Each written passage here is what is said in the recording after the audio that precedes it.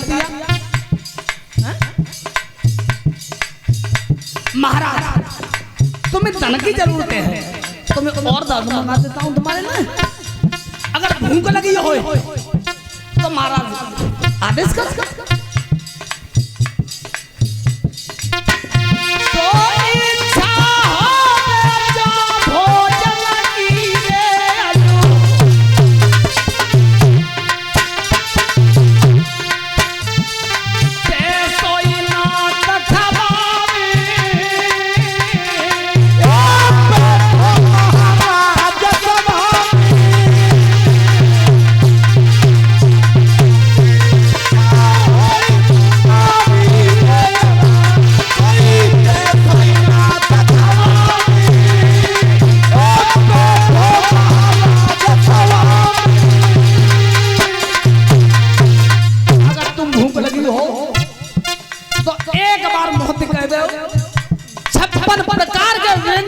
करके मैं तुम्हें जमाऊंगा, मेरी चौखट पे ऐसे ही चले जाइयो।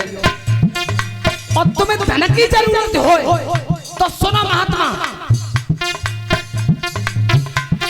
देखो इतकू देखो जी महल बनना मेरो ही है। और सुनो इतकू देखो ये महल बनना ये सब मेरा है। और देखो इन भवनों में अपार धन है जो सब मेरो ही है। छाती ठोक के राजा ने कह दी, छाती ठोंकी। सही महात्मा ने दोनों नेत्र लाल किए। राजा बस हाथ नीचे कर। राजा आज से महात्मा बोला है हाथ नीचे कर ले। बार बार छाती में हाथ मार जो ना करो जी महल में हुआ है। मैं तेरे दरवाजे पर भिक्षा लेने के लिए आया हूँ तो मैंने जी बात कही कि भिक्षा लूंगा तो मैं राजा के हाथ में। तू बार बार इस बात का गर्व कर रहा है कि धन दौलत माल खजाना सब मेरा है। तो सुन साथ तुझे ज्ञान नहीं है। उस समय महात्मा बोले पप्पू चाचा बाबा ना के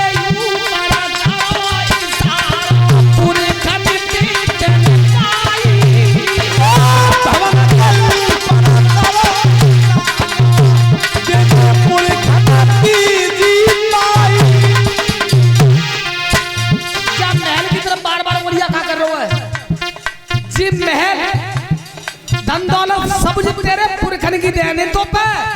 और सुर राजा आज अरे राजा आज जाम तेरी एक ईंट ना लगी रही। बाबा ना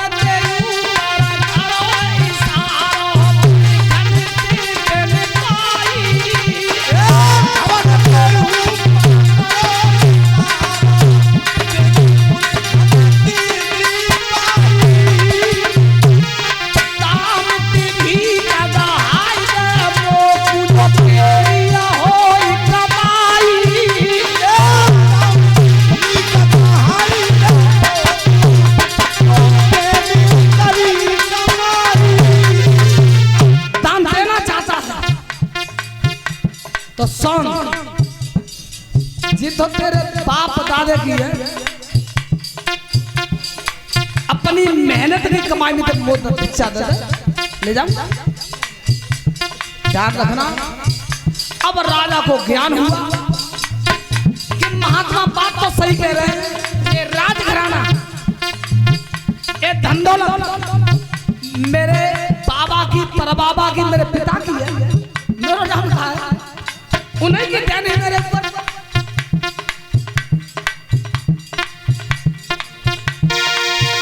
तो खुद को धन भूपति तू दे रे अजो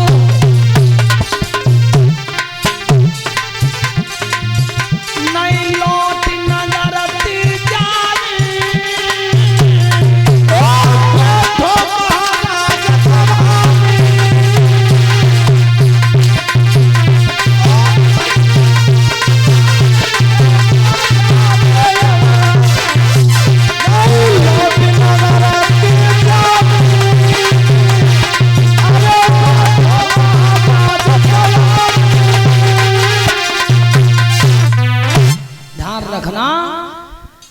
तब राजा अज को ज्ञान हुआ है। बार बार महात्मा ने कहा कि ये राजघराना धन दौलत सब तेरे पुरखाओं की देने हैं।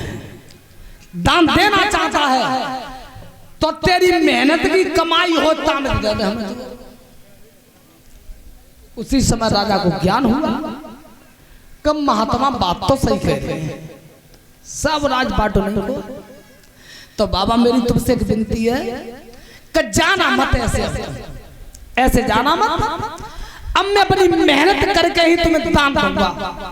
राजन परीक्षित राजा ने उस महात्मा को रोक लिया था अपने दरवाजे पे। उत्तरानंद परीक्षित कैसे कैसे महान प्रतापी राजा वह एक महात्मा की खातिर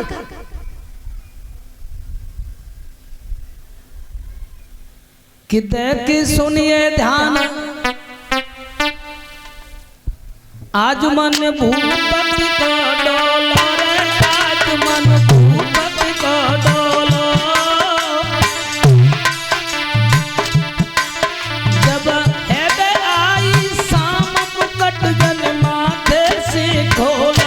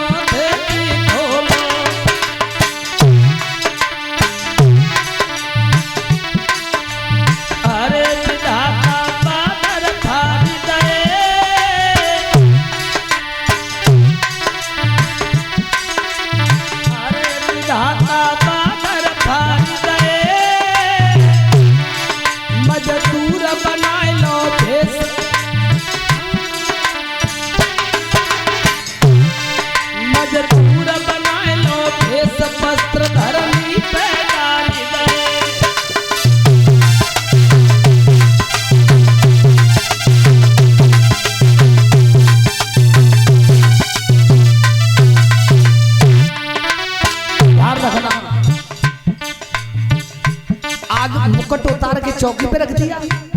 जो राजसी वस्त्र थे सब उतार दे राजा ने। ध्यान रखना, एक किसान का बाना पहना है, सर पे स्वापी बांधी, राजसी वस्त्र उतार के रख दिया। चौतरफा से अंधेरा हो गया था, कोई पहचान न ले कोई। राजन परीक्षित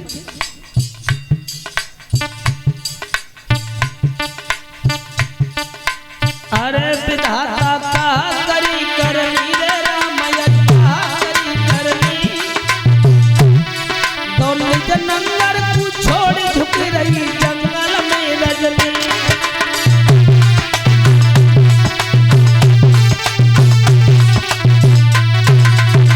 रखना, नगर को छोड़ के बाहर आए हैं तो एक जंगल के निकट एक लोहार हथौड़ा बजा रहा था। उसी समय राजा आज ने हाथ जोड़ के कहा, ओ भैया आज भी रात है, तुम हमें अपने यहाँ रख लोगे नौकरी पे? नहीं पता तो लोहार को जे राजा आज है रख लेंगे। पच्ची देख रही और रात भर मेहनत करनी पड़ेगी, हथौड़ा बजाना पड़ेगा। क्या पैसा दोगे? उस लोहार ने कहा कि 6 पैसे दूंगा, 6। कोई बात ना भैया, तुम हमें 6 पैसा दे दियो, हम राजी।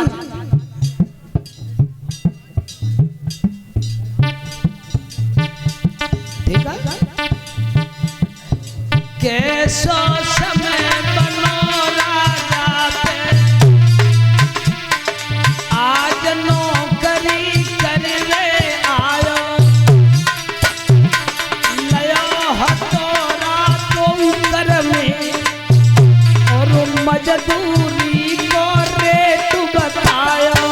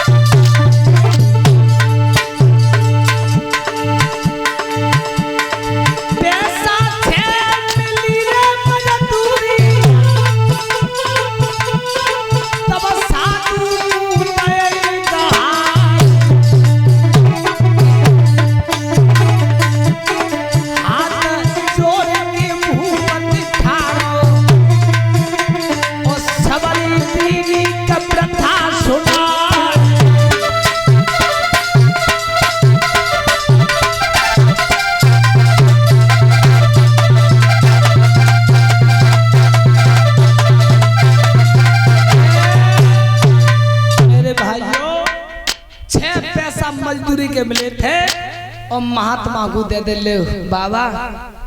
अब तो ना जी मेरे बाप दादे की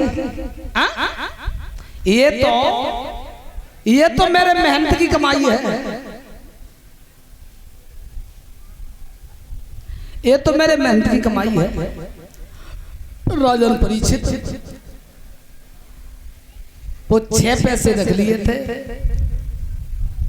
तब उस महात्मा ने कहा राजा अज अब जी बता तो कोई कष्ट तो ना है, कोई कष्ट तो नहीं है, दुख तो नहीं है।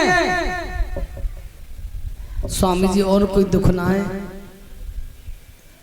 एक ही बात का दुख है कि मेरी रानी के कोई बेटा नहीं हुआ। दीग फोड़ के राजा अज रो गए थे। हे श्रीमन जैसे जमाने के पीछे बुढ़ापा है तैसे इतने के पीछे डालते। जब काया में दाग देने वाली कोई संतान नहीं है, जाई बात से दुखी हूं कि मेरे कोई पुत्र नहीं है। उसी समय महात्मा ने कहा सुर राजा इधर रोबा मत, तेरी भिक्षा मुझे स्वीकार है, लेकिन अब मैं जो कह रहा हूं उस हुक्म का पालन करना। ले जे 6 पैसा तू रख और गांव में चला जा नगर में, जे 6 पैसा के जितने मजदूर मिल जाए तो जितने मजदूर मिल जाए 6 पैसा में न कमती न बढ़ती, 6 पैसा के लाने तो जितने मजदूर मिल जाए उतने लेके आ जाए। महात्मा का हुक्म हुआ, क्षमा चाहते हैं 5:30 बज चुके हैं, ध्यान रखना भाइयों।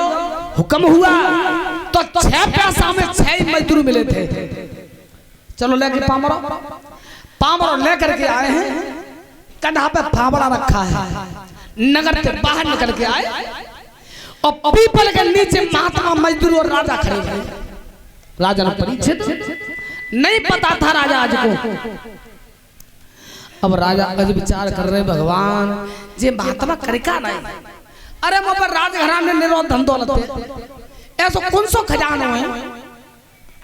तब महात्मा ने कहा अरे मजदूरों जब पीपल के नीचे खोदना चालू करो। जब महात्मा का हुक्म हुआ है और तब अरे साधु को जब हुक्म भाओ,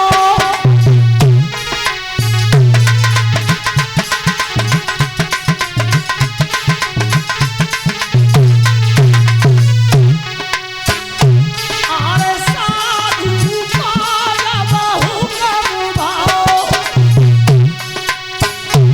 पीपला ढिंगचारी खुदाई है। साधु को जब हुक्म भाओ, पीपला खुदाई है। अरे रतुनी करो ये पुत्र थावीत,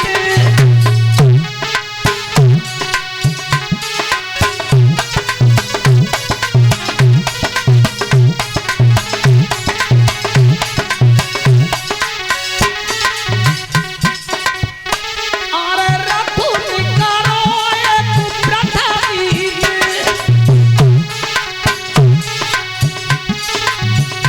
तब श्वेत ध्वजा फहराई है। अरे रतुनी करो ये पुत्र थावीत, तब श्वेत ध्वजा फहराई है।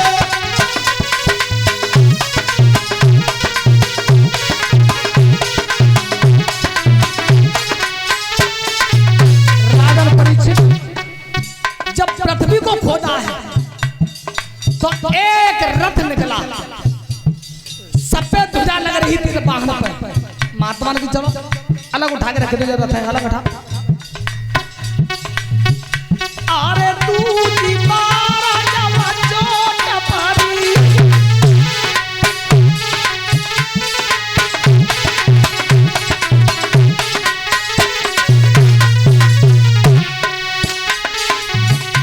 अरे दूजी मारा जब चोट चली, और सुनो मेरा फसु ज्ञानी,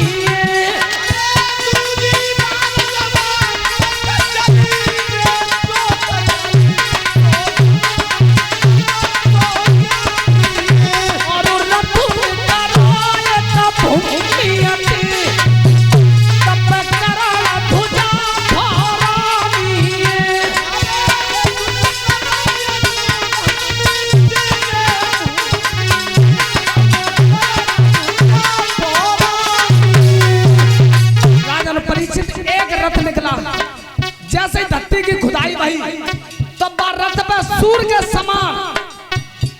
के समान ध्वजा फहरा रही थी। अलग हटा दो। राजन परीक्षित इसी प्रकार से तीसरा, चौथा, पांचवा, छठवां, सातवां, आठवां, नौवां 9 बार धरती खोदी गई, खाली रथ कर रहे हैं। राजा देखिए बहुत सत्र है कि भगवान आज महात्मा के चक्कर में खूब पड़े। अरे मुंह पे माल खजाने की कोई कभी ना जावे, या तो कौन सो खजानों बढ़ रहा है खुद रह जाए। लेकिन नहीं पता था राजा जी को। अरे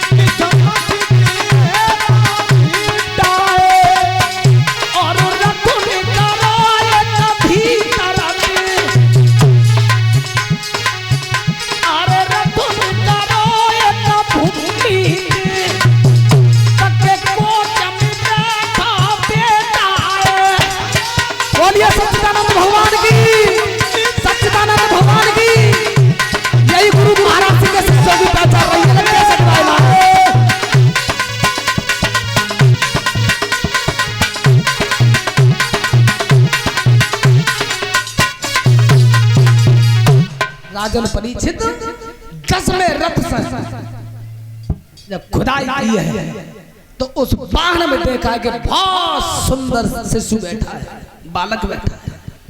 महात्मा अंतर ध्यान हो गए थे। बोलिए संत समाज की। राजा परीक्षित उस बालक को राजा आज ने गोदी में उठाया। उसी बालक का नाम रखा था दशरथ। और कल राम का सीता का जन्म होगा, स्वयंवर भी होगा। कल से ही चंद्र वंश की कथा को मैं प्रारंभ कर दूंगा। वैसे मैंने जब कई तो होती गई कथा को सूक्ष्म रूप से बढ़ा दिए तो आज भी कर और कल 11 बजे बैठा दूंगा, मानूंगा थोड़ा मैं। आरती के लिए सभी भक्त लोग खड़े हो जाए। 6:45 बज चुके हैं।